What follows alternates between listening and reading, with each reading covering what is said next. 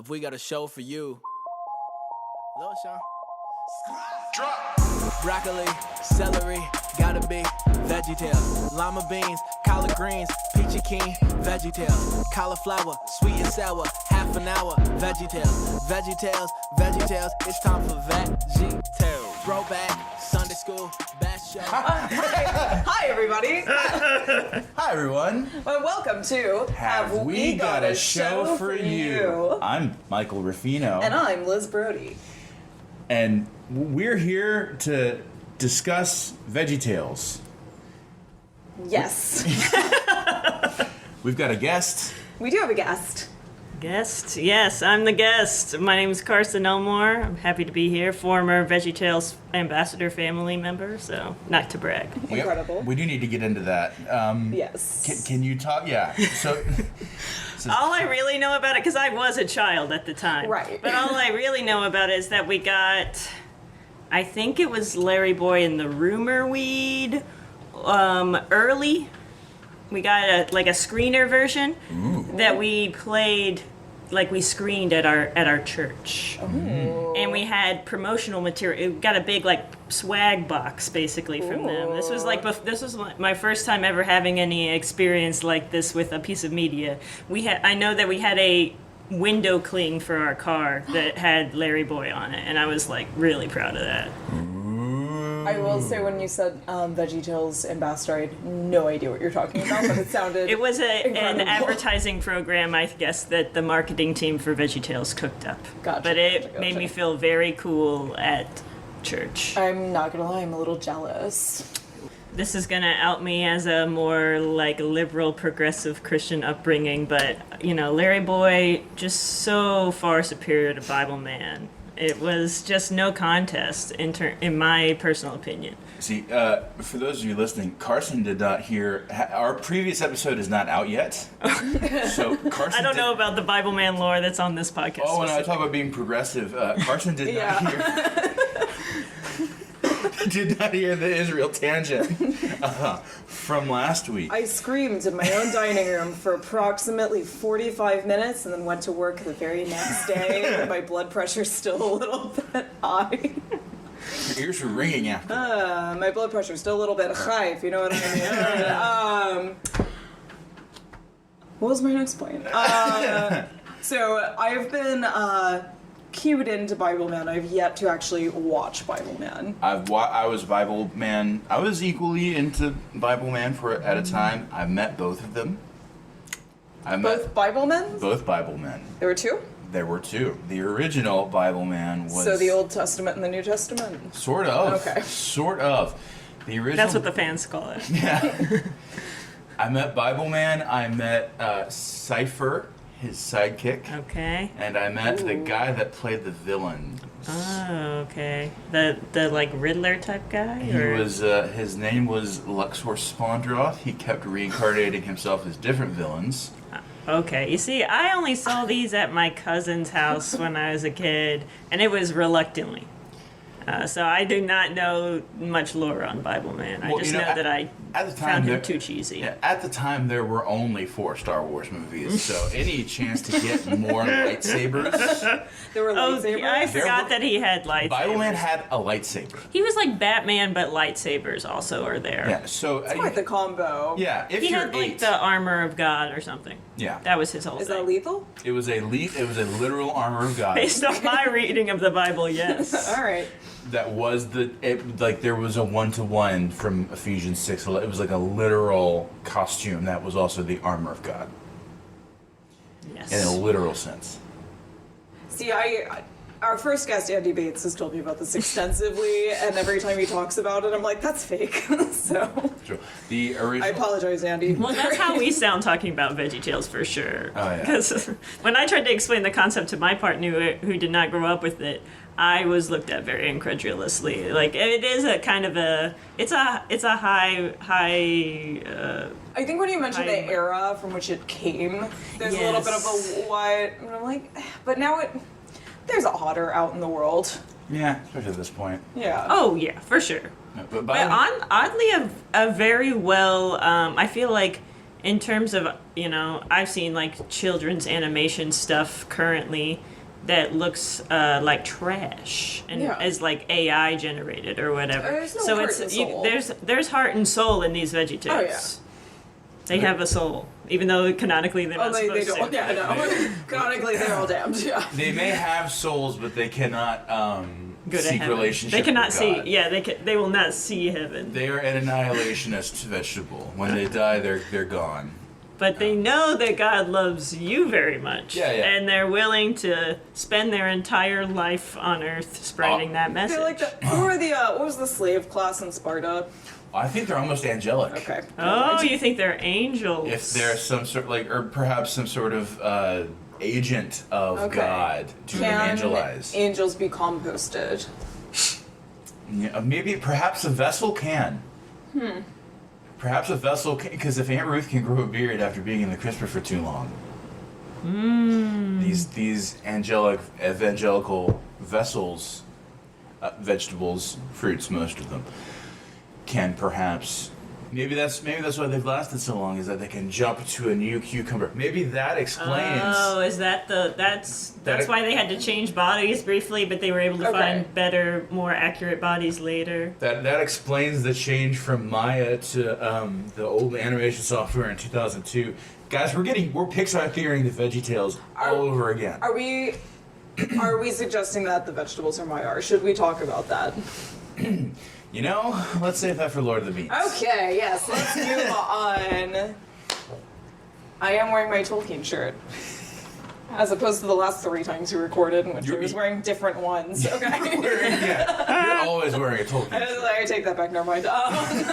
Carson, if you talked about your faith experience, or your VeggieTales experience. What's your kind of faith experience background? Where are you at? Well, I have a kind of a wombo combo. I grew up Presbyterian, which I would say I don't have any qualms with Presbyterians. Would you say it's the Presbyterian? The PCUSA is, not the PCA. I know that's, we have our differences, women. But, Women. women be praying or whatever. But, Women be teaching.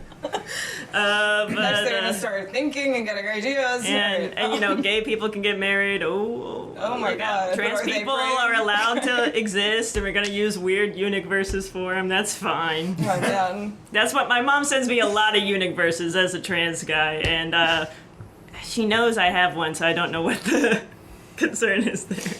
But yeah, no, I would say I'm culturally Presbyterian. Okay. But I also went to Catholic school, which I would say damaged my relationship with God. Huh. I don't think that had a positive relationship or effect on my relationship with God, because they believe very different things, and so I had a lot of dissonance in terms of what I was supposed to be believing.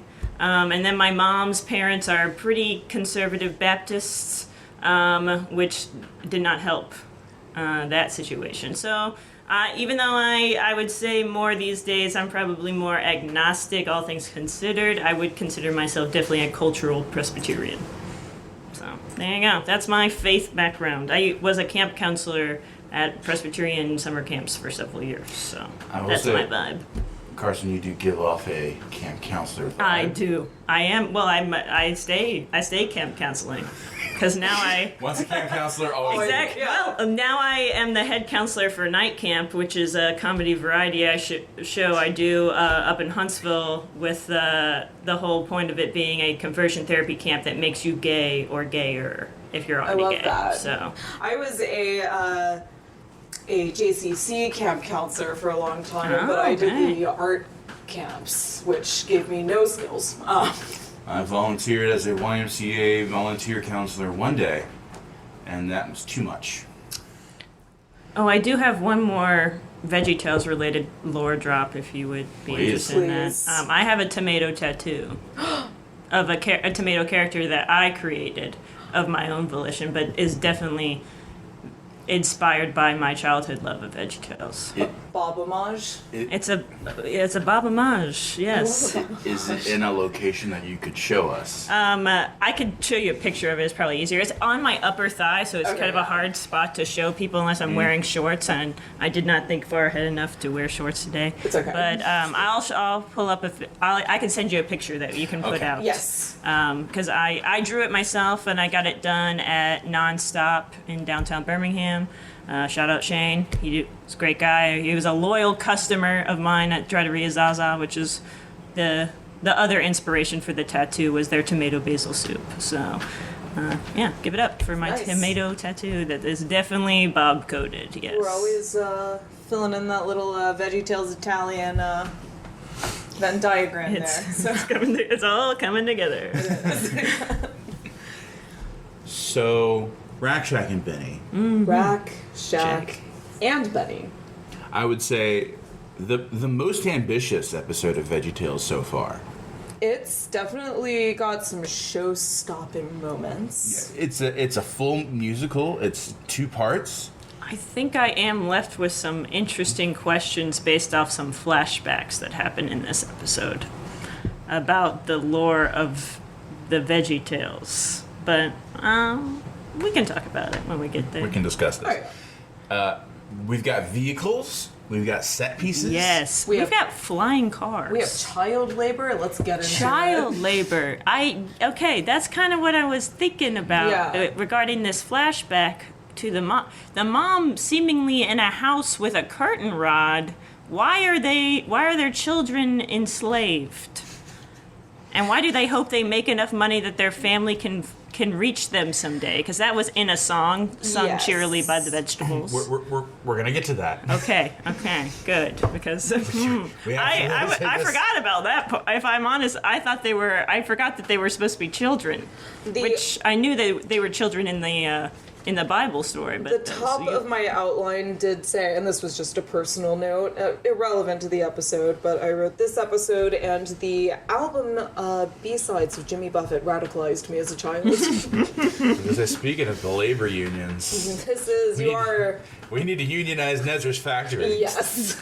I also have written he was not interested in my belabored union. Greer, if you're listening, we have a shirt idea for you. Can you make some union drip for unionizing Nezra's chocolate bunny factory? Oh yeah, please. I want a picture of that little black bunny logo with the picket sign. Yes. Also, I have a question about VeggieTales lore that y'all might have an answer to for me here. Is this the only time that we see non-baby carrots in the show? So we had Laura introduced in the previous episode. Yes. She has a voice in this one. Yes, but she's a baby carrot. Yes. And the guards that take them away during the bunny scene are full carrots. They have the bumps. So you see Laura's dad and Lenny in Flibber and Gibberty and they're adult carrots. They're not baby carrots. The dad is the adult carrot. Lenny was the younger brother. Okay. Is even babier. The Scotty character in the second part, Scooter, who pronounces popcorn pipcorn. Okay, I vaguely recall that happening. So we do see some because I was just honestly kind of shocked to see the full-size carrots, because in my mind, VeggieTales carrots are the baby carrots, but I guess that would be because most of the time they're following the kids. Baby carrots are just regular carrots with no skin. Horrifying. We do see... Sorry to bring that up. Sorry. No, we didn't. No. I remember that we have to keep this at a PG+. Well, say it. I might cut it. No, let's keep moving. I shouldn't have cared at all. Is that one? Oh. No? Okay. Sorry about that. Keep that to myself. I just watched this episode, so I have the same... Okay. I got the puns on the brain.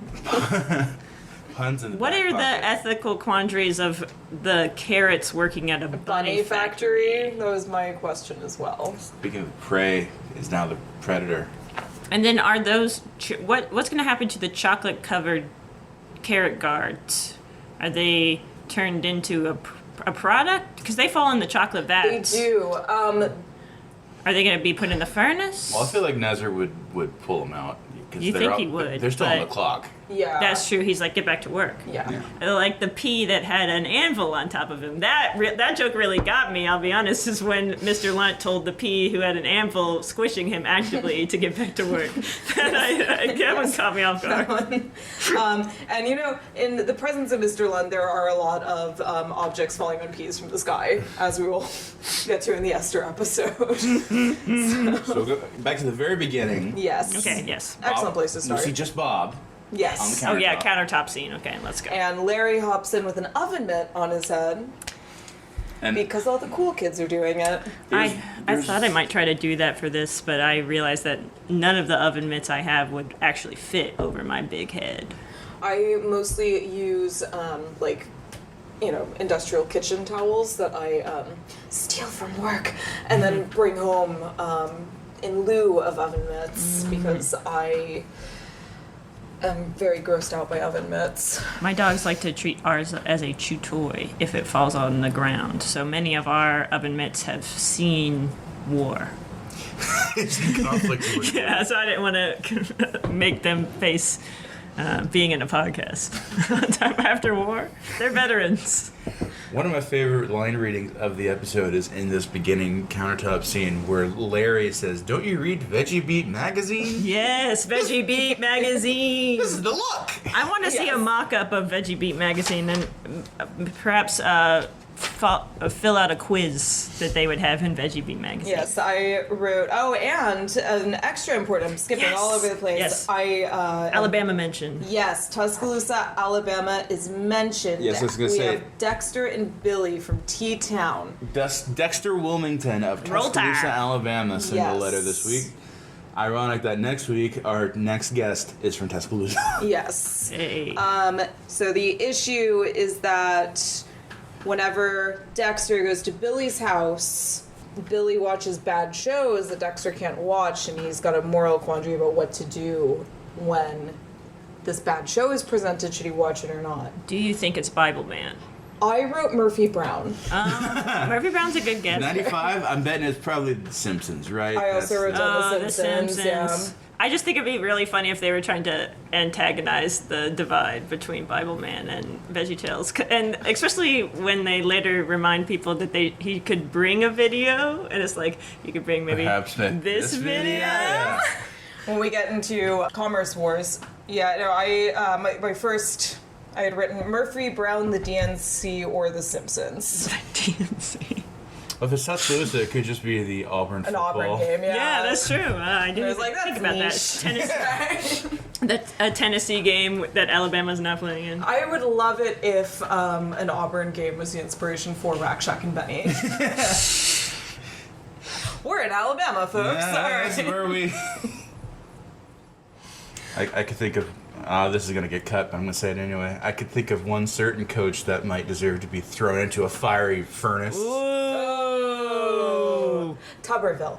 All right. Old Tub. Our Governor? Our Future governor? Our Floridian felon. That's what I'll call him. we have fun, folks. All right. One thing I thought was funny too, okay, in the countertop we then have Larry fall into the sink. Yes. Where my man later gets straight up waterboarded. This is at Seriously? the end of the episode, but it's worth mentioning right off the bat. And Bob pulls the craziest smirk I've ever seen when he looks at camera, smirks, and he's like, I got a plan. What can I get is it? Calm down, Cheney. Bob's like, you're going to be in that sink for at least the next half hour. As he slowly starts playing I Love You. And then one thing I thought was funny too is how Bob just kind of hands narration off to this new character George within the story. Yeah, he's got torture regiments to write up. He he's can't busy, handle busy, this. busy. Yeah. He has to not try to get Larry out of the sink. Delegate. Come on. He delegates it to the spoon. Yeah. And so we see George, who's the elderly caretaker security guard of the chocolate What? factory. is George? He's a green onion. I had a similar thought Okay. to myself. Because he was kind of doing a, He's a green onion. he's a green onion. Yeah, that's what I looked it up on the Big Okay. Idea wiki. Okay. Because Yeah. I also was, at first I was like, now what is he? But then he's just like a big old clump of green onion.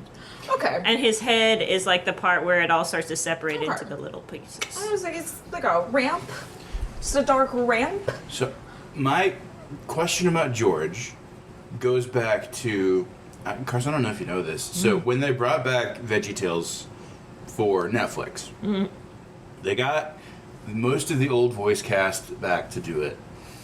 Phil Vischer did all of his old characters except for Mr. Nuzzer, who makes his debut in this episode. Yes. And the reason why he did not do Mr. Nuzzer is because he said DreamWorks has a policy where a voice actor does not do the voice of a character that's a different race than them. What race is Mr. Never? So because supposedly he was inspired by Oogie Boogie from The Nightmare Before Christmas when he Hence the created the voice. neon. Yeah, which was great. Even Yeah. better than I remembered. Oh, it was jam. Jam. And so, Oogie Boogie was voiced by a black actor. You base the voice off of him. So to DreamWorks, that's a black voice. I'm giving air quotes here. So that's why Phil Vischer did not do it again. What is George? Other than George is kind of a... folksy, I would say potentially Southeast Asian. But isn't it implied that George is Laura the Carrot's grandfather? Oh, which I would don't- canonically make Laura the Carrot a quarter black? We're Pixaring it again. We're All trying it right. all over again. A couple of Disney adults. I've never seen a Disney Don't let me film. into that. Yeah. See, we really weren't allowed to watch a lot of Disney films. Not for religious reasons, because my mother hated capitalism so much. So, okay. We're having fun. Okay, Yeah. I did write George is a folksy scallion. Folksy Scallion. Question, Folksy Scallion. I think Okay. We'll Folksy go with Scallion folksy. is right. We're going with folksy. Yes. And then we get our first song. And Laura is delivering milk on a hover truck. Yes. Yes. Because we work real hard at the chocolate factory. Also, we're just in a big desert. Uh-huh. Yeah. And there's not. It's just a bunch of amorphous blobs, and then you see a factory. That's just so everybody knows. Yes. It's very haunting because it's all very empty. It reminds me of what's the VeggieTales episode where it's like they're caught in a canyon. You know what I'm talking about? Where there's like they're having to build these mounds. Are you familiar with the So far, all of our episodes have had a desert in Yeah, I they, just had they do love the desert. I guess it's probably easy to animate a desert. Yeah. It's just a desert. Yeah. I mean, fortunately, the biblical landscape Mostly desert. does happen to be mostly desert, and that worked out very nicely for the animation team, who said, "Yep, we're just going to do desert." I remember my child's brain just thinking like, "Oh, factories exist In the middle of a desert. in the middle of the desert." And they make chocolate bunnies. There's a- The only Thousands a day. factories that I really saw, we would drive to the Sierra Nevadas quite often when I was a child. So we were driving through the San Joaquin Valley, which has a lot of just arid, empty. It's where the Dust Bowl was. It was just arid, empty space, and I was like, yeah, that's where factories are. So that made sense to me, and I watched this and was like, yep, that's where factories are. Also, here in Birmingham, the two popular field trip destinations were the Golden Flake Chip Factory Ooh. and the Bud's Best Cookie Factory. See, we went to the Levi's factory and the Jelly Belly factory quite often, and the Jelly Bellies were not kosher. No. Was the Gelatinous. beeswax? No, it just wasn't a kosher factory at the time. I don't know if it is now or not. So they gave us chocolate chip cookies at the end of the tour. These are the cookies for the Jews. Yes. Take your Jew cookies And be gone. and be gone. And They give you a cookie, a non-kosher for Pesach matzah, a yahrzeit candle. Like, these are your artifacts, yes? We have these for you. Now get along to the Levi Strauss factory. Now away to the Gene Land. Here's your denim keep it. Alright, The jeans are made of only one material, so you may wear them. yes. I am Ebenezer. Ebenezer Jelly Belly. Fashion in this episode. Oh, There's yeah. some interesting There are. decisions made. I kind of want one of those hats. I want a tie. The ties I want were the ties. sick. The ties I are would sick. really like to become a junior executive. I always knew that one day I could too, and the day that I bought myself my first tie, no one offered me a promotion, and then I was like, do I have to get the tie from the promotion? Did I skip a part? Where's Mr. Lunt?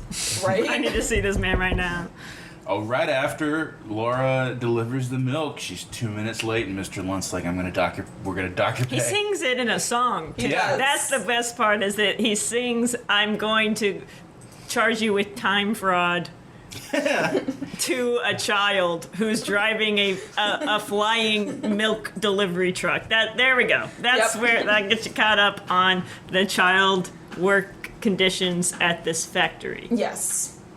And again, I grew up on a lot of Soviet lore, so this all still just checked out. Do you think this takes place in the far future where like capitalism has eroded democracy and labor laws? And This is happening now, Rufino. Did no one else have a factory job as a child? It's just me. I was in the mines. Oh, okay. So we were then introduced to our three protagonists, Rack, Shack, and Benny. Yes. Shadrach, Meshach, and Abednego shortened to Rack, Shack, and Benny. Yes, and I like that we skipped the, when we get Rakshak and Benny, they were like, these were their names, but we couldn't remember that, so we called them Rakshak and Benny, which is just like a third nickname, because they were like, we're not even going to get into the fact that they had Hebrew names, and Nebuchadnezzar was just like, I can't remember, which it was clever, because they were like, we can't remember that, and Nebuchadnezzar was like, I can't remember that. Also, your people are disgusting, and I want to eradicate them, but we're going to give you new names regardless. I get it. I understand. It is hard to remember. I like that even canonically, Abednego can't remember his own name. Yes. Yeah. That was pretty great. Yes. Which I know it's because he's probably played by Larry. That's Yeah, I think what Larry. But Yes. I feel like it's that's still a good joke. It was good. Alright, so we have Rakshak and Benny, no one can remember their names. We also have George, I guess this is right after, because George has said that the boss, Mr. Nezer, is not a bad man, he just gets a little confused sometimes. They really give Mr. Nezer the benefit of the doubt. They really do, which I feel, it was like, man, they're really going easy on him. In this capitalistic hellscape, they're going easy on him. But I would argue that Daniel 3 also goes a bit easy on Nebuchadnezzar. Yeah. They very much, and you know, as I screamed about for a while last time, you know, the part of the story that is about empathy and understanding perspective and understanding your enemies, motivations, your rivals, the like villain, the antagonist of the story, knowing their motivations is extremely important, and understanding that Nebuchadnezzar could potentially have a change of heart even in the most extreme situations is still like really important to, even if it's not, if you've never seen the story before or read the text before, it's like very important to understanding that he was not just purely corporate and that there was like a heart under there somewhere. Again, he just got confused. And then they low-key fat-shamed him, but you know, it was the 90s, that's fine. He is committing the child labor.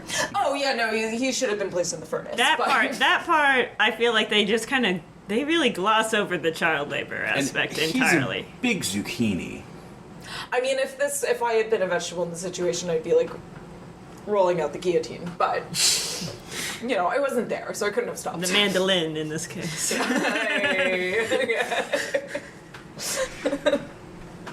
It's organized Nebuchadnezzar's factory. Yeah. Belabor this union.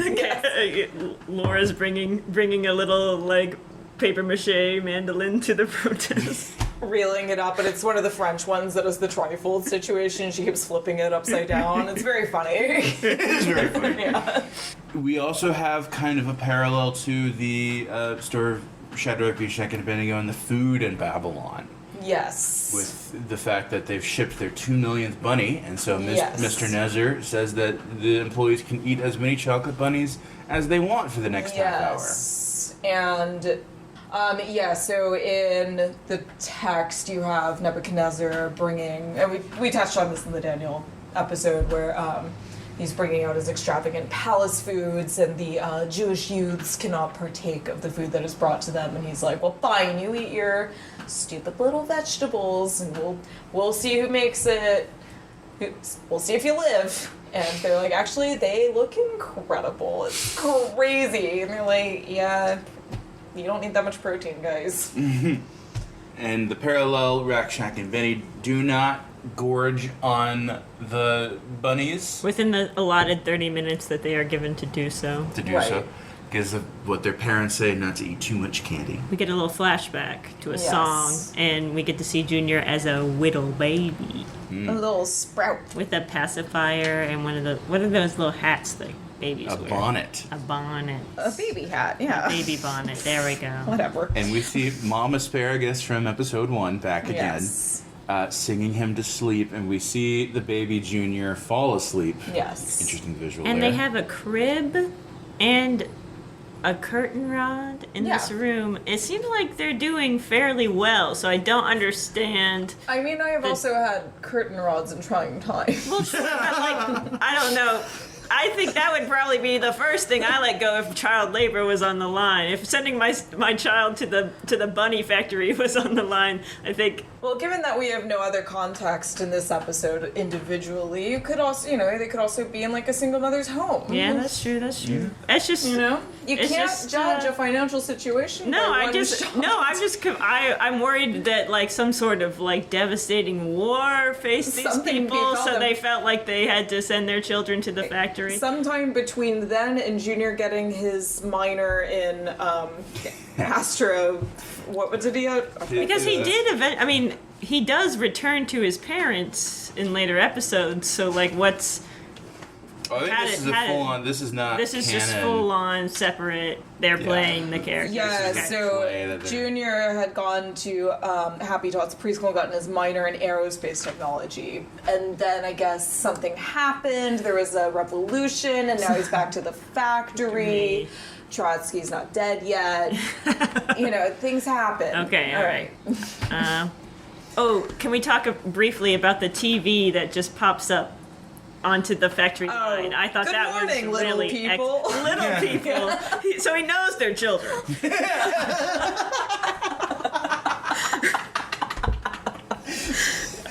I'm not convinced on the ethics of Nebuchadnezzar in this story.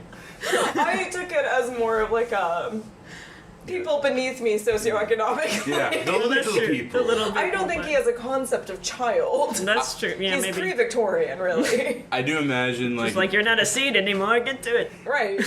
I do imagine like Mr. Lunt being in the office and Mr. Nezer looking out the window, looking over to Mr. Lunt, saying, "If one of those little dots stopped moving, do you really think you'd care?" He does. He's showing he doesn't care because when getting smashed by an You guys anvil. match right now, yeah. So Mr. Get back Mr. to Lunt- work. Yeah, Mr. Lunt is a true believer. Yes. I was blown away by the chewing animation as they were consuming the bunnies. Oh yeah, just the kind of circles on the side of the face Yes. moving up and down. Yes. I like how sick they made them all look. Like I was pretty impressed with how I was like, yeah, that is what that pea is not doing well. No. Those peas are suffering. They are. They really sold it. That was great stage direction. And I loved everyone's sugar crashed. Yes. And so then Mr. Nezer. Oh, yeah. Should we the song? The song. To go back to the song. We're very organized over here. The song in which Junior's mother. I was disturbed by the song. It's haunting. It is haunting. Think of me every day. It sounds like she thinks she knows that he's gonna go away. So again, Yes. I need to know. I have a deep need to know why because they really gloss over that in the little song they sing at the factory. Is they're like, we're here and we hope we send enough money back to our families so we can be with them again. What? Well, after the song, Junior does then, because again this is a show for 4-year-olds, clarify what the song means. Well, yes. He says, you see, even though our parents aren't here right now, they help us do what's right. If we remember what they taught us, it's kind of like they're here. Yeah. But Yeah. are they even alive? I'm getting suspicious. Junior's the lost Romanov. Alright. Mr. Noses like, in the dark of the night. Yeah. Come, my minions! And it's just Mr. Lunt Bunch being of like, keys. "Yeah, So many what do you peas." want, boss? Hank Azaria, VeggieTales crossover. The nightmare of the 90s. Oh no, the Simpsons are here too. They're back. We're not allowed to watch that video. We're 4. So Mr. Nezer comes down to the factory floor to oversee people enjoying the bunnies. But they're all sugar crashing. They're all in a coma after eating all those bunnies. Larry spitting out his bunny upon being addressed was so good. Also, I did really like the animation of the tears welled up in Bob and Larry's eyes after the song, Junior sings the song. They're like, yeah, I'm gonna do it for my mom. Yeah. Yeah, when Mr. Nezer addresses them, Larry spits out the chocolate, and then immediately Bob as Shaq. Which one is he? Yeah. Yes. Yes. Because Says, Junior we did tried. not eat the chocolate. I watched that one a couple of times. That yeah, why did he say it so weird? I giggled so many times. And then he has to get into the argument about the sitting and the standing, which is so good. The animation of the sitting and the standing is incredible. Yeah, because Mr. Nose says, was everyone lying around and lying down in a food coma? And Mr. Lunt's like, well, the tomato's not standing. It looks like the tomato's sitting. And Bob's like, no. This is Standing? His eyes get taller and smaller based on whether or not he's sitting or standing. This is He sitting. stands at This is attention. standing. Yes. Yeah, he sits in a relaxed He pose. kind of slouches. It's like teacher walking in, teacher not in here. This is He sitting. is a tomato at Yes. the end of the day, so the whole idea that he could stand versus sit is unique to him, I think, as a Yes. tomato character. Yes. I love that even in episode 5, they're already or episode 4, they're kind of poking fun at the conceit of the show already.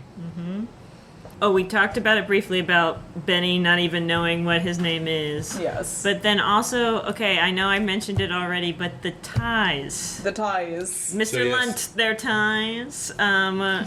Because they are promoted to junior executives because they did not fall asleep and lay That's down what- their yeah. job. They accidentally become important at work. They do. The worst thing that could possibly happen. Oh no. And this was a great episode for it. I love it when the VeggieTales wear clothes. Yes. That's very funny to me every time. So the ties are really special because it's not like they have collars. They're not No. wearing shirts. It's just the tie. Carson, what's your favorite vegetable look that you can conjure up? I mean, 'Cause think have I mine. personally love the Larry Boy costume, probably the best. But I'm partial to because I like those plungers. The plungers are so funny still. It's so cool to me. I'm partial to the turtleneck that Larry wears in the Larry Boy episode. yes. Remember we? Yes, Yes. his turtleneck in that is so funny because I just who would ever think to put a turtleneck on a cucumber? I think they saw Batman Return. They saw the beginning of Batman Returns. Yeah. They saw Michael Keaton in the turtleneck, and they're like, I know what Larry's I wearing. mean, that's not a bad I idea. would say Archie Asparagus' tux Ah, yes. is quite charming. I like the rabbit hats in this episode for the employees. I like that they wear the ties, but they still have the hats on. They're like junior executives, so they're cool. Yes. They get to wear the hats. It's like when you get promoted at a fast casual restaurant and they ask you to wear a just regular button-down shirt instead of a chef coat. Mm-hmm. You're gonna do the same job. Have you ever worked grill in a silk 3/4 legs? And so they report to Mr. Nezer's office first thing in the morning, the next morning. And Mr. Nezer, since they are junior executives, reveals to him his next big plan: idolatry. Idolatry. Seriously, genuine, like, commit to the bit idolatry. We're 90 foot tall, right? Yes. I believe is the measurements on that. measurements are in the text. You have cubits, Oh my! and we have. I didn't know they were staying lore accurate. For So the measurement. As we discovered in Daniel, when they do Bible stories, it's beat for beat. It's more or less It is 1-to-1. incredibly 1-for-1 accurate. So whatever 90 feet is in cubits. I believe the unit is. I'm so far down in the text now. It's like 40 or 60 cubits, right? And the cubit is a little bit over a foot. So it is from the bottom of just like your average height man. So at the time, like a 5'8" man's elbow to middle finger. And We love a good standardization based off a body part that can change length. yes, it's a bit like hands for a horse, you know, but Whose hands? your cubit is that measure from, again, elbow to top of middle finger, and they do give the dimensions for Nebuchadnezzar's statue in which he wishes to erect based off of his dream in the actual text. Now they don't. I do feel like they could have mentioned more about the dream here in the VeggieTales story, because I forgot if it even was like something that came to him in a dream.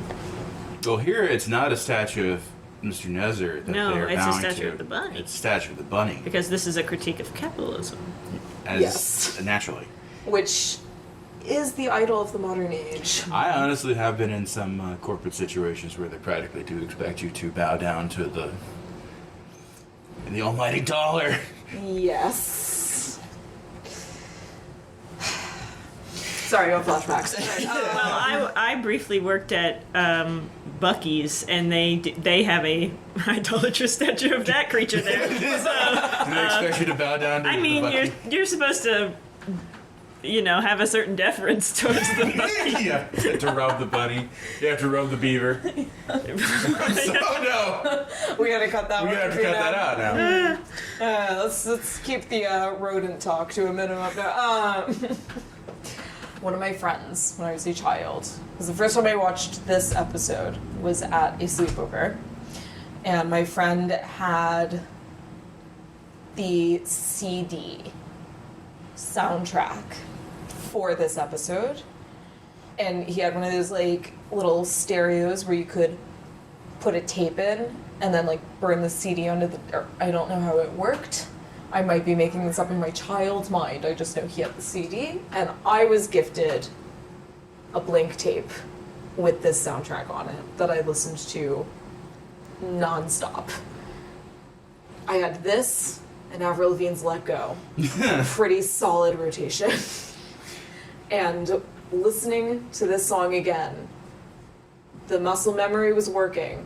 I found myself knowing every lyric So now, in this song. my question to you, Liz, is did you get the original Bunny song, or did you get one of the subsequent rewrites of the Bunny song? I got the one I was familiar with. I did not know that there were different editions. Yes, you're gonna yes. have to explain the different editions to me because I don't know what distinguishes them from one another. So to clarify in the plot, Mr. Nezer expects all of his employees to bow down to the bunny statue and sing the bunny song. Which is one of the most complex compositions imaginable. It's incredibly catchy. It is very Yes, catchy. but it has a lot of lyrics that I feel like would be very easy to not get correct, even under pressure. There's also harmonized parts. When you have a song that your entire workforce will be singing in unison in the morning, you need something succinct and simple. this is not. No, this that. is a little complicated. It does have like the two voice parts demonstrated by the backup singers. You don't want a backup singer part in your anthem. Yeah, unless those we see later those ladies did not show up for the big reveal, which seems strange. Why they wouldn't be there? They're locked in Mr. Nepper's spare room. So. Oh, he only lets them out for junior executive meetings. Yes.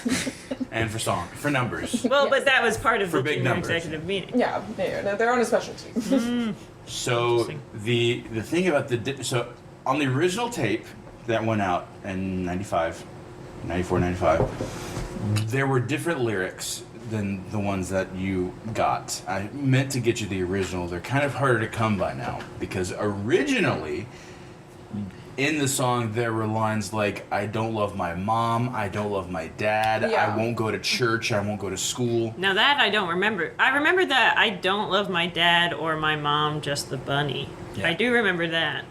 Because the song was supposed to, like, when they wrote the song, it was supposed to make kids go, ooh, no, you shouldn't sing that. But the song was so catchy that kids were singing it anyway. They were getting letters being like, hey, I was in the supermarket and I heard my kids sing this. This isn't great. This isn't a good one. And so, But the point of the episode is to respect your mom and dad. Not necessarily love your mom and dad, but, But I guess they don't sing that part. I'm just Yeah. saying that they didn't watch the episode. It was the 90s. and you're also overestimating the media literacy of 4-year-olds. Always. As always, this is why I am no longer working with children. The bunny. Bunny, ooh, I love the bunny. Okay, I have a confession to make about this song. Yes. Is I have realized that somewhere in my brain, at some point I conflated this song with Still Rock and Roll to Me. Hey, you can't dress a fashion, you spend a lot of money. And I was like, what am I singing? And I was like, oh, that's what it it's so random. Billy Joel kind of is the Mr. Nezzer of our time, if you think about it. I don't want to hear Mr. Billy Joel be slandered. I don't. You don't hear Mr. Nezzer be slandered. I'll hear Mr. Nezzer be slandered, but I don't think Billy Joel agrees with child labor. I don't think he would care if you were a little late to work. That Uptown Girl was literally a girl. As a girl. That Uptown Girl was Laura. Okay, so they ask, because this is a song that offends them. This is against their Yes. sensibilities. What do we do? What do we do if we don't want to sing this song? Well, they didn't say that because they didn't want to necessarily let it be known that it was them, but they Right. said what will happen to someone who doesn't sing that song. Right, and then they will go where the bad bunnies go, into the furnace, which is literally just a furnace. I also had to search to find out where the name of the The artist, the Bad Bunny. the artist known as Bad Bunny came from. I did, Hoping desperately, deep down in my heart and soul, that it came from this episode. I did find it particularly hard to find information about this episode, as Google just wanted to tell me more about Bad Bunny, and I was like, well, I know him, but that's good. That's good, but that's it. I'm not looking for him. I'm looking for a particular Bad Bunny. For those who are also chomping at the bit, like, please tell me, international superstar Bad Bunny, best known for his work on Bullet Train. Best known for not playing the Spider-Man villain El Muerto in a movie anytime soon. Best known for telling Tony Hinchcliffe that he could die. And it came from a picture of him as a child wearing a bunny costume in which he looked upset, so he was known by his family as Bad Bunny from that day on. It had nothing to do with this episode of Bad Bunny. Not Bad Bunny. If Bad Bunny's name had come from the episode Rock Chicken Bunny, it would explain the name and also musical inspiration. I think someone should show Bad Bunny this episode at some point. How many times I think it'd be has a he been cool- sent this email? It'd be a cool intro for like a song to be like, they'd be a Bad Bunny. And then he could just start. Bad Bunny, if you're listening. Email us at Have We Got a Show For You podcast. My mom actually would genuinely really like to meet you. You're a huge inspiration to her students. So come on, Bad Bunny, let's go. Absolutely. Absolutely. They will no longer take requests for Bad Bunny at my partner's bar. Okay.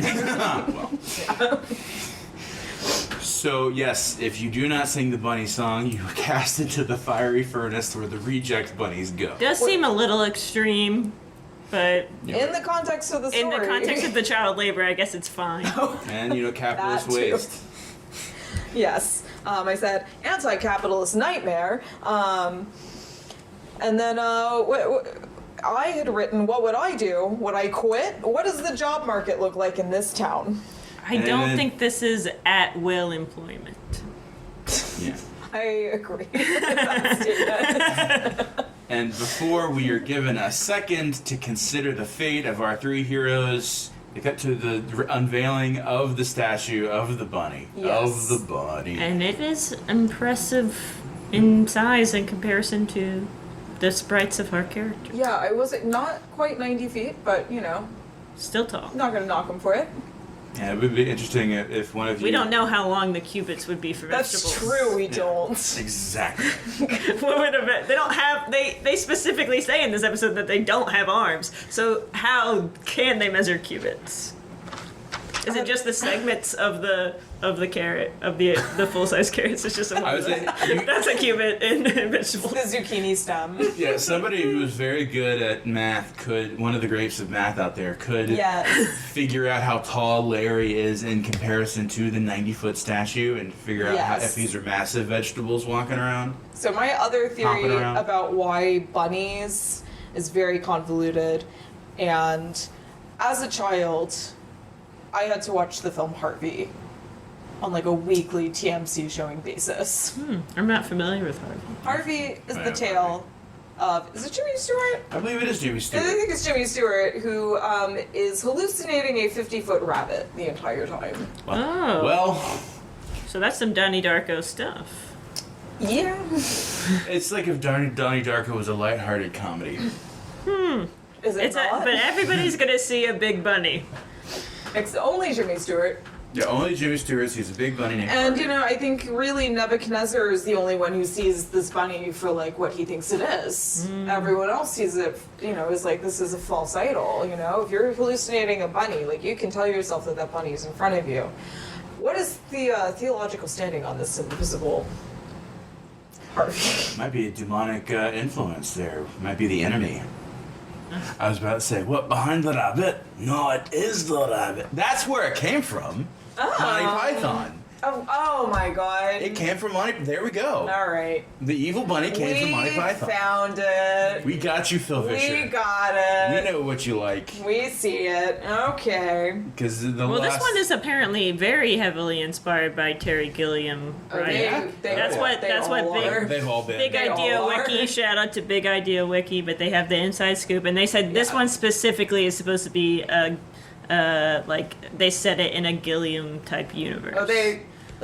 In high school, I had a zine called Area 44 that was inspired by the art of Terry Gilliam and the humor of Michael Pollan. So That's yes. that because I was trying to think of what what Good Morning Little People reminded me of, and it does give Monty Python. It does say something like they would say. Yeah, the disdain for the silliness within the world of the silly. Yeah. There are French taunters on top of a giant wall later on. Everything feels like the argument sketch. At all No, it doesn't. times. Yes, it does? How long are we going to do this? Yeah, 4.5 minutes. Okay. You're editing, not me. TikTok. Yeah, exactly. So yes, we are at the ceremony. The song is played. The peas are bowing. Laura is bowing. Laura just doesn't want any trouble. No, she doesn't. At the beginning of the episode, we're talking about almost a peer pressure. Like, everyone's doing it, it's cool. None of this is everyone's doing it, it's cool. It's everyone's doing this or they'll die. And I understand that raising the stakes makes it easier to, like, practically apply the lesson to your life. That's pretty much what I was about to say. Okay. All right. Okay. Yeah. Okay. Yeah. You have to go cartoon high stakes, Yeah, but like this is a great episode, and I feel like having the classic like reinforcement of a second episode in which, like, the stakes of things being cool is more on the line would probably have been more effective to me. I guess that's what the countertop scene is supposed to be more Yeah. like, okay, you're just doing this to be cool, versus they were like, this is what it used to be like. You didn't care about being cool, you cared about not being Dying. burnt in a furnace. You know what's cool? Not being burnt in a furnace. You're right. Okay. And speaking of not being burnt in the furnace, our boys, they don't bow. They do not bow. They don't sing the bunny song. No. They do not sing the bunny song. So they are captured. Well, they sing a different song. Yes. They sing the Think of Me every day. Which is, I also had noticed that the tune of Think of Me is extremely close to the tune for Micha Mocha, and which is one of my personal favorites. And I don't know if that was on purpose or not, but I liked it. Yes. So that our boys are going to be thrown in the furnace. Oh no! What are they going to do? But Laura remembers something, and then we go. Now it's time for Silly Songs Which with Larry. I feel like, why didn't they just go to Silly Songs with Larry like 5 minutes before that, when they had the natural cut between the scene in the office to For the cliffhanger. I guess, but I think it's enough of a cliffhanger for them to be like, furnace! Hey. Oh, we're gonna die if we go in this furnace! I don't know. But I guess they had to keep this, they had to heighten the stakes too. Stakes Like, gotta it get had to be, even higher. it had to be like, right now it's happening, not like, Yeah, because I think if it's they about to happen. ended it too early, people might have thought like that was it, Yeah, that's true. You know? That's true. and then they would have gone to a part 2 on an unrelated episode, like I was saying before. But that's not what they did. Yeah, this one is the first one that has a 2-part story instead of Yes. 2 shorts. So we go to Dance of the Cucumber, in which Larry sings a traditional Argentinian song. I love the only behind the scenes info I could find on this episode was the bunny song and the story behind this song, Okay, and that's, okay. which I thought was very funny. Mike Naraki's wife is Colombian, and when they were in the car one day, she had a comedy album of comedy songs, and one of them was called Los Americanos, and it was kind of poking fun at Americans, but since Mike didn't speak Spanish, she was translating the song to him while the song was playing.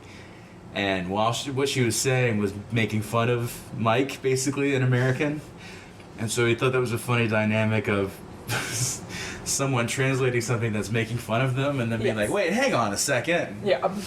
And he even translated or wrote the song out, translated it into Spanish, and then had a friend of his named Manuel sing the song so that Larry would have an accurate accent. I genuinely was like, I didn't know Mike Nowacki spoke Spanish. He did a great job.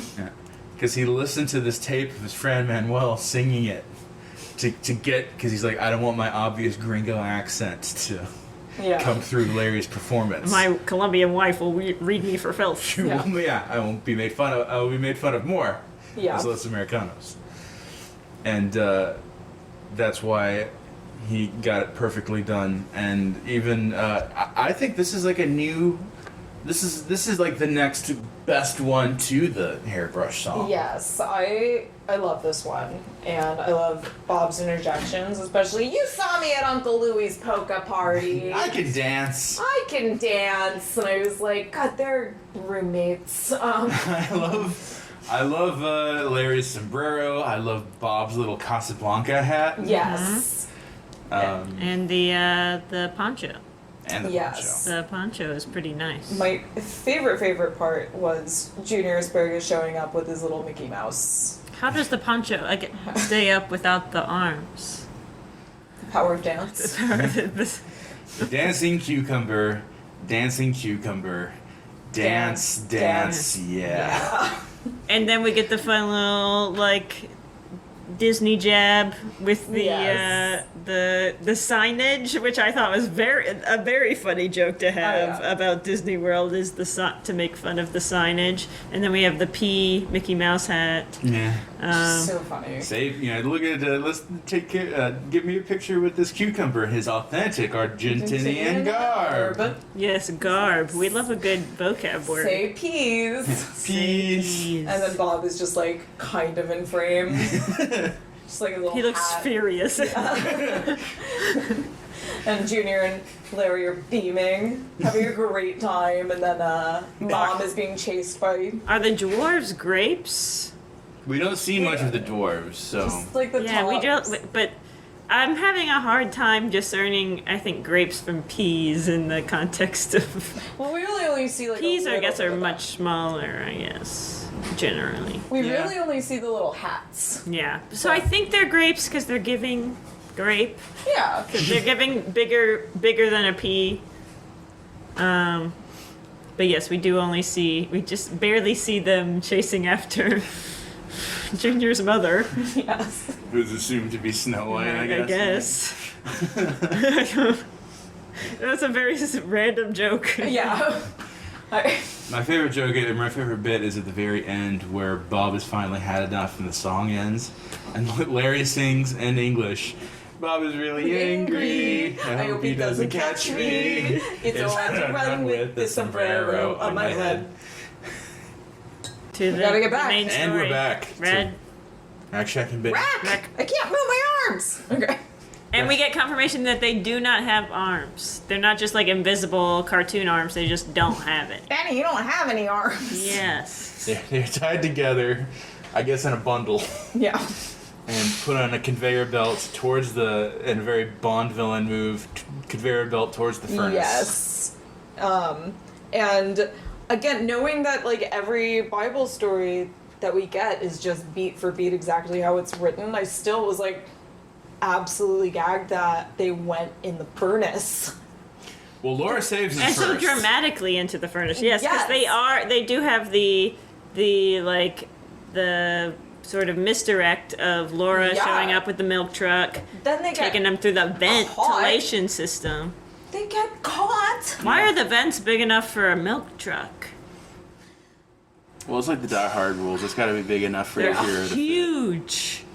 You got to cool that big factory, and I'm Yeah. assuming the I furnace suppose gets really so. hot. I still stand by the fact that this was like a sort of a test of the assets to see if they would be able to do Yeah. more factory stuff in later episodes. It was you know, in a lot of contracts at the time they had to have like a personal exit for Tom Cruise. Right. Yeah. So yes, Laura jumps in and saves the boys. You're not gonna burn my buddies. No, but then Laura, I wrote, just yeets herself out, and the animation of Laura getting flung out of the milk truck was, again, so funny. The ejection humor in this episode is fantastic. We also get more of the little gloved robot hands Yes. of the factory. Pretty interesting. I like that. I like that very much. Why Somebody put gloves on? at our in our dining room at my place of work, we have a little old-timey coat rack hat stand situation, and somebody had put their golf gloves on the rack, much in the same fashion as this little robot situation. It was very Rack, Shack, and Benny Tralfamador, and watching this episode and then going into work to see that, it's like, it's here, it's Hey, real. it's a little guy. But Laura unplugs the sort of contraption that he's using Yeah. in the factory to hold them hostage above the furnace. But then we get the mechanical failure. Yeah. Yeah, The Laura truck. manages to make it out, but unfortunately the pin holding the truck together that the boys are standing on breaks, and they fall into the furnace anyway. Yes. And then, Despite all of Laura's heroics, and she really goes hard. yeah. I know, they give Laura her due. you Yeah, know. and what she says, nobody fries my friends. Nobody bakes my bakes my buddies. buddies. My buddies. Yeah. And then the furnace They're thrown into A genuine furnace. with flames and fire and death. And then And then God. The intervention of Hashem himself, and you see the furnace turn white. And the lights go out. And I thought it was Mr. incredible. Lunt is like, hey boss, how many guys did we throw in this furnace? And Mr. Nesser is like 3, and he's like, well, there's 4 guys. One of them's real shiny. One of them's real shiny. And I was like, it's me. And then they leave the furnace. Well, I love the visual of God appearing, or an angel, or a God appearing in the furnace with the lights shooting out. Yeah. And the light, the Makes lights it in the look factory very go up. Yes. cathedral-esque. And the kind of like Close Encounters almost look of the light beaming out of the furnace. I like that it's very like true to the medieval art. And then we get they emerge from the light Yes. out of the furnace. God protected them. And Nezer's like, can you ever forgive me? And they're like, yeah, sure. Yeah, we forgive you. I mean, I guess at that point, what are you gonna do? Yeah. Well, and he does say that he forgot what his mommy taught him. Yeah, he Yeah. did. And he's the first one to drop mommy. The other one, everybody else said mom and dad. So that's Yeah. kind of on Mr. Nebuchadnezzar. Nebuchadnezzar seems to have some deep-seated parental issues, though. I feel like his mom probably, like, hung around for too long, and, like, I'm getting Tony Soprano's mother vibes from, Oh, poor you. No. Yes, to quote from the episode directly, God has saved you from the fiery furnace. Oh, I was wrong to make you do things you weren't supposed to do. What was I thinking? I must have forgot everything my mommy taught me. Can you ever forgive me? We forgive you. Sure. He finally remembers their children and says mommy. Yeah. And then he's right, like, God, I'm glad you guys didn't have y'all a man. y'all have mommies and daddies that care about you. I Yeah. forgot about that briefly. Good thing there's not a mandolin at the ready. And then Shaq, Junior was Shaq, Yes. says, Mr. Ness says, is there anything I could do to make it up for you? And all Shaq wants is for him to sing one of their songs. Uh-huh. Which, again, is how it happens in the text, but seems like a jump here. But the song is so good. The song's also very The song's good. Song's pretty sick. so good. It's as good as the Bunny song. It revived the Peas. That's how good this song is. Yeah, that's true. Brought the piece back to life. They feel great now, because this all happens in the course of like 10 minutes. So Yeah. the Peas are now like, you know what?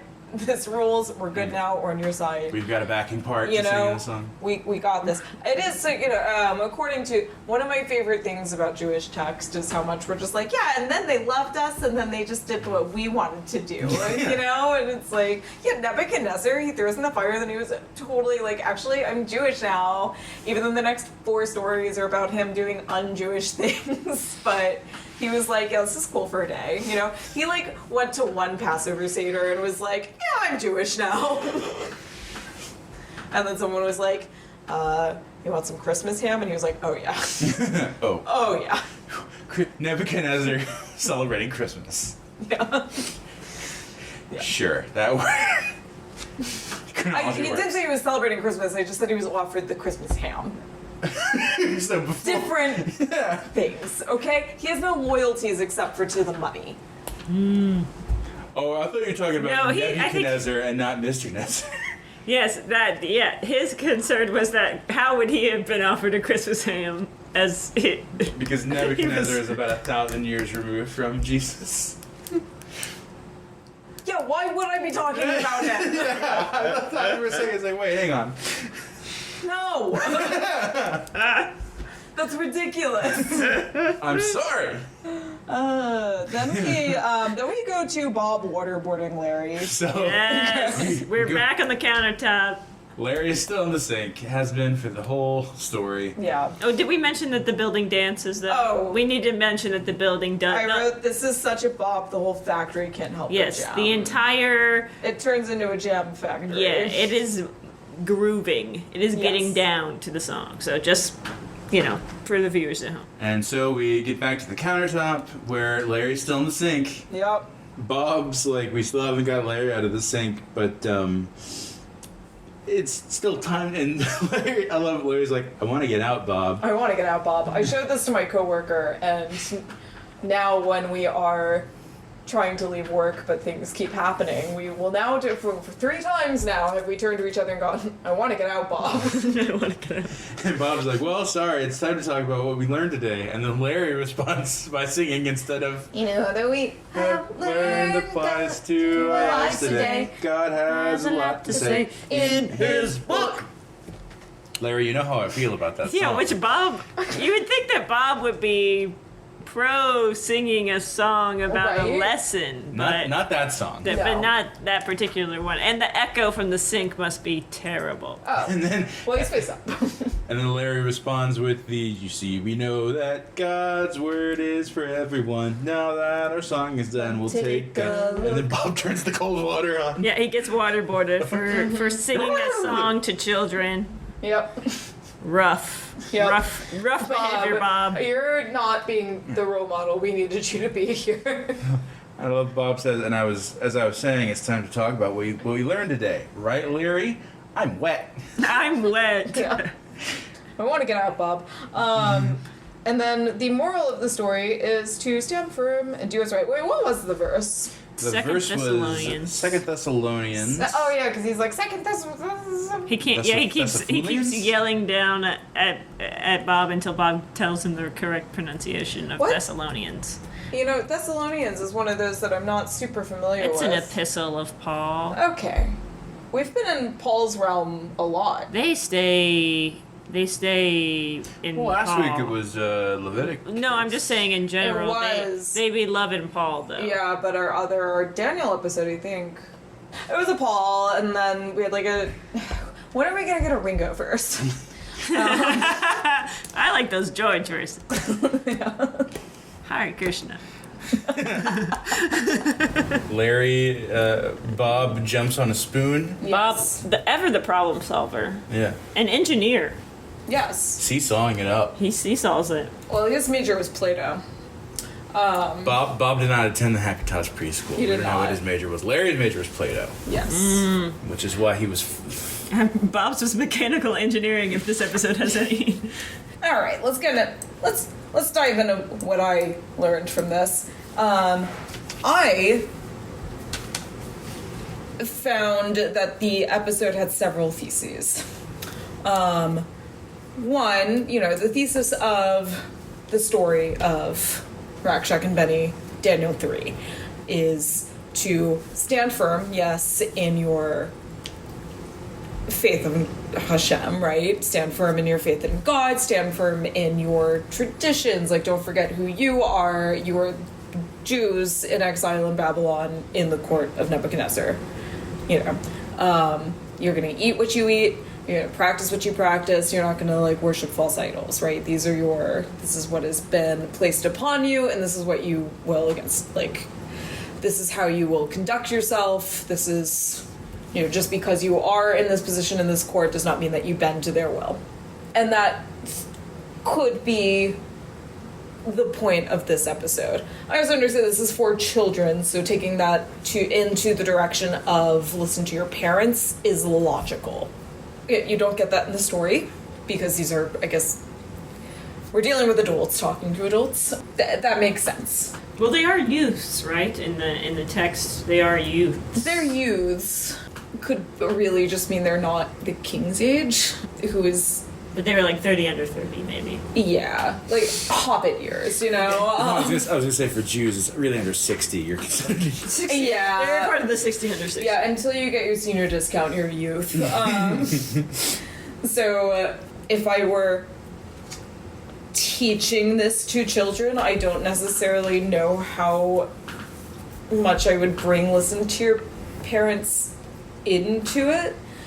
But I think listen to your parents is a lesson in and of itself, separate from the story of Rakshak and Benny. I don't know that I would bring in... If I was going to pick a story from Torah to teach honor your parents, is this the one I choose? I don't know which one I'm going to choose. I don't think it's going to be this one. Again, it makes sense. I see why they did that. The commandments to honor thy mother and father, right? So kibud avim is considered to be like the most difficult mitzvah. It's positive and negative. So there are things that you need to do, and there are things you need to not do. So you have to honor and you have to revere. You have to honor them for giving, or revere them for giving you life, and then honor them by like doing what they want you to do. And it's also, you know, there's a lot of additional text about how like this commandment is given at a time when you're wandering in the desert and your clothes, your food, your shelter, everything is being provided for you by Hashem. So the only thing your parents have really done for you at this point is give you life. And then it's also commanded on top of that, that if you don't get the lessons you're supposed to get on like Torah and just life in general from your parents, it's on you to go and seek out. So what is a parent and who is a parent? Is the parent the person who teaches you Torah? Is the person who teaches you like how to survive? What is the actual definition of parent? Could it just be adult who teaches you things? Is it your rabbi? Is it like your community leaders? Who is making like the biggest impact on you? And who do you honor and revere? Are your parents teaching you how to do right or not? And in times in classrooms where I have taught who do you listen to and when, and I think we've talked about this before, you know, there's, you know, Rabbi Akiva saying like, when the Romans came to him and they were like, you're not supposed to be teaching Torah, you're breaking the law, and he was like, well, the Jews need Torah, right? I think you kind of have something similar applying, like, who do you listen to and when and why? And like, sometimes your parents are going to tell you that it's okay to do bad things, and what do you do? That gets very confusing. I understand this is like really simplified, and I'm sure you couldn't be like, yeah, sometimes your parents are wrong. Mm-hmm. Probably don't want to. I mean, the parents are going to be buying the tape, so they Right. they have to market it towards the parent who bought the tape being Right. very. But I think the stand-in on that side of the argument too is that you do have the authority figure of Mr. Nebuchadnezzar being the adult in the situation who is in the wrong. Mm-hmm. And Bob and Larry don't have that, like, I mean, they do say like, I'm doing it for my mom, but like Junior, the peer, is the one who's like, hey, we need to act right. Yeah, my mom said we gotta act right. And like, they're adults with the will, they can say no, they can change their minds. So you do have that, I guess, foil to be like, yeah, sometimes the grown-ups are wrong. Sometimes grown-ups are wrong. I think it's very important to be like, grown-ups are wrong. Yeah. Quite often. They weren't right to send us into slavery, but they were right about not eating too much chocolate. Right. It's really hard to do your slave job with a Too sugar much rush. Yeah. I mean, you got, you know, the families back home, they need that money. Yeah, you're just eating your profits right now. And remember, was that chocolate ethically was that chocolate ethically sourced? You know, like, about to be like, is that chocolate kosher? is it kosher? Is it ethically sourced? Was there more slave and child labor involved in that? You know, like, Well, it certainly was. There's a What is- non-zero amount of child labor. You know, really what we've learned today is there is no ethical consumption under capitalism. That's why we need to unionize Nebuchadnezzar's factory. Yes. Start an organizing committee made of peas. Peas on Earth. Okay, Carson, that one was better. You're allowed to That stay. That was good. You can I come earned back. it. I'm staying in the pod. You're like, That's you're how 2B. Yeah, okay. I was gonna say, I feel I like explained that one. your prize is we'll start grading the puns and like frozen peas. Do you have a frozen pea counter? And maybe I'll have enough to, you know, for a nice pack on the way home. Yeah. Sore funny bone over here. Mais oui, Jean-Claude. Yeah. And I had also written down, so in the mezuzah scroll, which I have temporarily taken mine down for some repairs. You know, the scroll that you walk past when you walk into a building. So you shall love the Lord your God with all your heart, with all your soul, with all your mind. And his words which I command you today shall be upon your heart. You shall teach them thoroughly to your children. Okay. And then there's a lot after that, but basically, yeah, you need to. You parents teach your kids. There's a Crosby, Stills and Nash song about it. And a beautiful Not to harmony. do what I've done, yeah. Yeah. And then another. I think about this one quite often as, and part of my contempt for authority does come from some parental relationship issues in my own life, but as someone who definitely had to build a religious foundation personally, Rabbi Toffon has a bit in Pirkei Avot where it is not your responsibility to finish the work, but neither are you free to desist from it, which he is speaking to, parents about teaching children. He also apparently used to be a step stool for his mother to crawl in and out of bed. So That confirms quite a few stereotypes. I mean, why not just get a stool made? Because you do such a good job, son. You're so good at it. Mom, I want to get out, Bob. I want to get out, Bob. Fun. The Jewish mother stereotype and the Italian mother stereotype are not that different. They're very close. They are. Well, one of them can cook. Oh, poor you. Poor you. Our food is okay. We really crushed it on the grill dad side of things. A lot of beef. A lot of beef on that grill. A whole lot of beef in the unit, am I right? Okay. I do want to get out, Bob. Bob stays in the sink. Bob Bob stays does not escape the sink within the context of the episode. He may still be in that sink. Oh, I'm sure They fish him out. they used one of those hover vehicles to go. Yeah, Laura came and got him. Laura came and got him. Yeah. Those exist outside? They're props, right? Right. Yeah. Yeah. I guess you're right. We don't have the Is the desert a sound stage for the VeggieTales? Oh, they went on location. They shot on location. It's outside of Atlanta. The desert? Yeah. They went BBC style, shot in a rock quarry in Southern California. I gotta find out this VeggieTales episode where they're in the quarry and they have the pots on their heads. Do you know what I'm talking about? Oh, this was the last. Oh, that was the last one we did. one where they're throwing pots and shoes at each other. Yeah. Flipper Lou Yeah. installs their own iron dome. Yes, Yeah. that's the one that was the one I remembered being really desert coated. Yes. So that's why when the desert was in this one, I was like, Yeah, and then the one before. am I forgetting which one I'm watching? But The other Book of Daniel, where they're just straight up in the desert, and they have the hole in the desert that is straight stage direction from the Book of Daniel. I guess the real episode lesson is you got to make sure that your boss remembers his mommy. Yeah. Because if your boss forgets who his mommy is and what she taught him, then you're in for a world of pain. Because then your boss is Sauron. You have to maintain the humanity of your boss at all costs, or the vegetality Yeah. in this particular case. You can organize against the boss, but you must remember that the boss is still human. Yeah. Or zucchini. This has been a lot of fun. Thank you for coming. Thank you. Yeah, I'm excited for the Larry Boy episodes. Please bring me back. Oh, yeah. You're I a would pretty love brother. to talk about the angry eyebrow. So Oh, yes. that one's my favorite. We'll all wear plungers. Dance with me, Lampy. Dance with me. We are Not going. let the sun set upon your anger, or your anger will set upon you. We are going to be folding in. Let's go ahead and decide now. I propose we fold in the Larry Boy episodes in release order, and we do Penguins if we want to keep going after VeggieTales. Yeah. I forgot about this is that I forgot all about how they had additional stuff with the penguins. I forget about the penguins until Phil Vischer mentions them on the Holy Post. And All right, That's- this is great.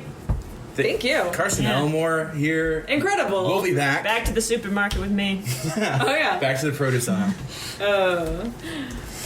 So, As we do at Thanks the for end of every episode. Remember, God made you special. and he loves you very much. Goodbye. Bye!